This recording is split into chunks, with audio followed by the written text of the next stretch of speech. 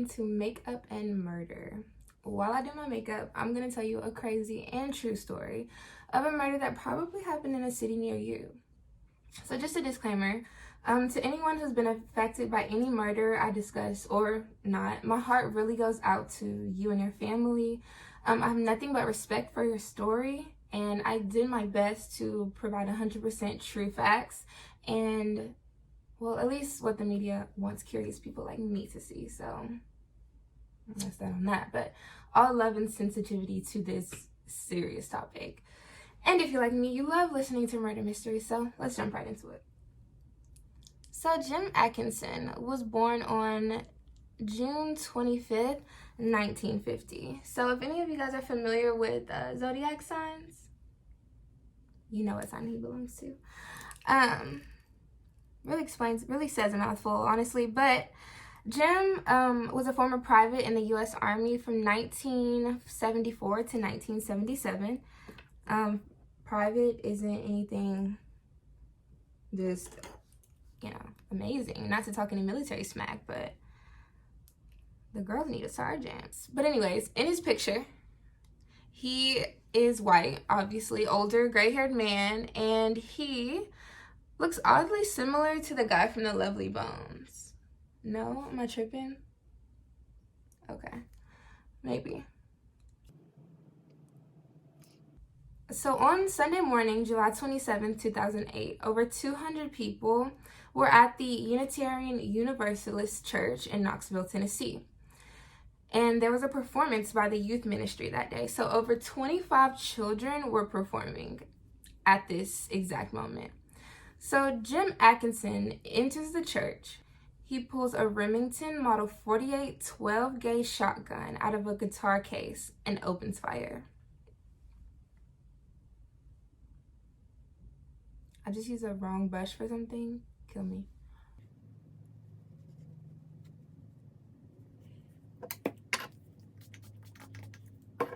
So at first, people had thought that the loud bangs were a part of the show, but quickly, as he kept rapidly firing, they realized that they saw Jim and he's aggressively letting the shots fire, right?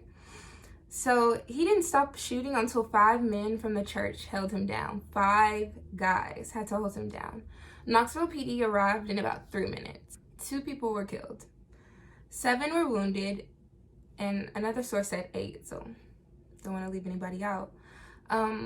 One of the people who died, I'm not going to say the people who died's name because, like, rest in peace to them. Their soul doesn't need to wake up for this YouTube video.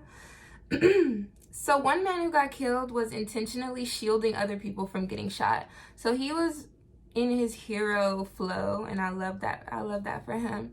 But he did die. And another lady who died, she was a 61-year-old, an author, a professor, and she died later that day from gunshot wounds. She was just visiting the Unitarian Universalist Church from another Unitarian church on the west side.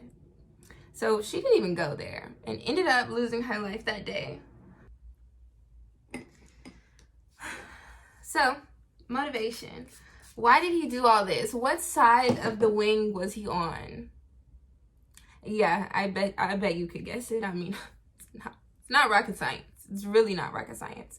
So, all of this motivation that I'm about to talk about is literally within the affidavit he signed or in the officers who interviewed him signed and testified with. In his interview with Knoxville Police Department, one of the police officers reported that he said he was fueled by the hatred of Democrats, liberals, African Americans, and homosexuals. It's the blame game for me. It's the hatred for me. Like, this is 2000 and late, for real. So he was in the right year for this because this is just awful. He said he also felt that Democrats had tied his country's hands in the war on terror, and they had ruined every American institution with the aid of major media outlets. This really rings a bell.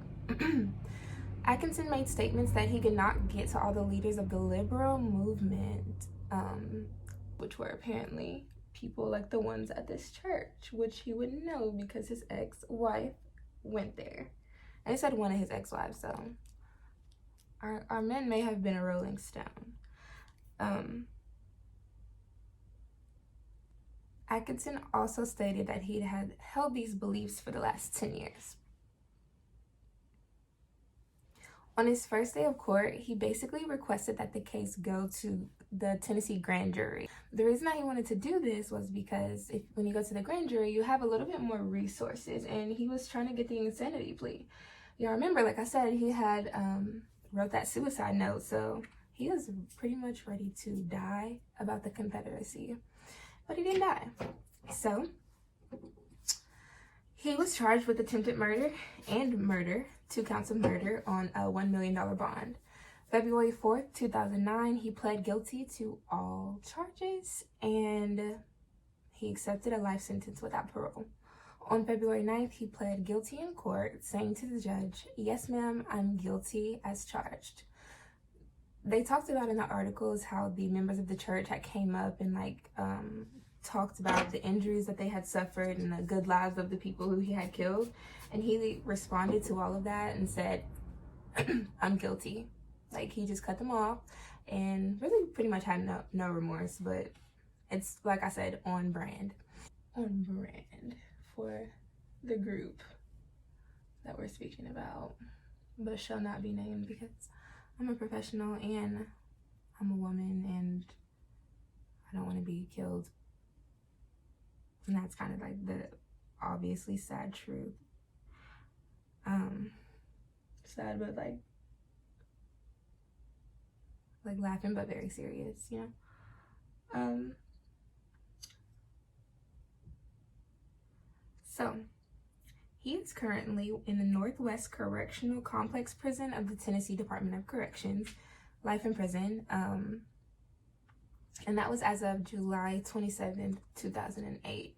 So the church recently celebrated I don't know if you really could call it a celebration, but they did something to honor the 10-year anniversary of this shooting.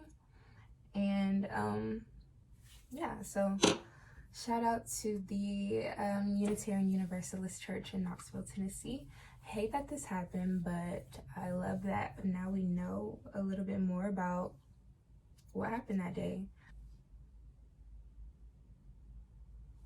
But we're gonna do something under the brow. Halfway because I squeezed it out already. Alright, so the first part in here for me is that he's a Cancer. Like, why are they like so captured by their emotions? Like, I have just never met a group like this group. And if my brother is watching this, yes, I'm like referring to you. He's like literally so emotional, and it's halfway hilarious and halfway angers me very deeply. Because he would just get wrapped up in something. Oh my goodness. But it's honestly never okay to open fire and shoot people anyway, but especially not in the house of the Lord. The second part that really gets me is the fact that he was able to walk out of that church alive. So this is in Knoxville. Knoxville to me is like a place where people are like big gun right people. Nobody was strapped up at the church. I'm a little just taken aback that he was able to live, you know. But sometimes I've heard people say that, you know, dying is kind of like the easy way out. I don't know. I have mixed reviews. I do believe that people like should go to jail and whatnot, but I also believe that like I believe in hell. So I really do believe that he would have a horrible time once he did arrive there. But you know, it's not for me to decide. Stop trying to be God. Okay. Say less. So yeah. Alright, another thing for me is to do this during the children's program. Now, you know how hard they worked for that program. You know how hard.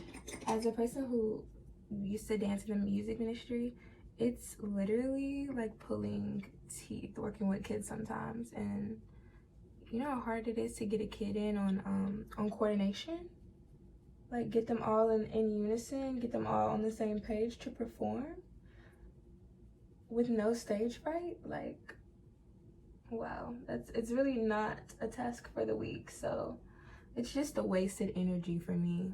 Like, any other Sunday, we're gonna choose the Sunday with the children's ministry. I really don't like that. None of it sits well with me, but especially not that part. So yeah, y'all, let me know in the comments what you thought about this story. I want to continue this series, so let me know your thoughts.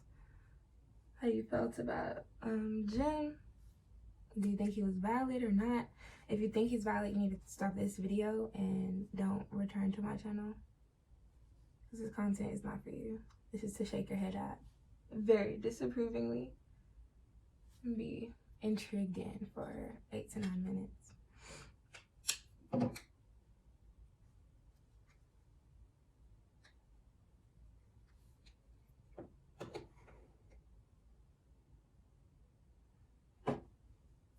It's not for you. It's not for you. It's not for you. No. Bad YouTuber. It's not for you. No. Bad YouTuber. Get off this channel. Tonight, I'm gonna just keep it simple. So this is the face look. I showed you absolutely no products, but if you would like to see that, I'm happy to do it. But I just use basically Pro Conceals and these brushes, Real Techniques, and I believe this is Real Techniques too. So all right guys, that was the story, and thanks for tuning in and watching with me. I will more than likely be back with another story to tell you guys, and it'll be juicy. Bye.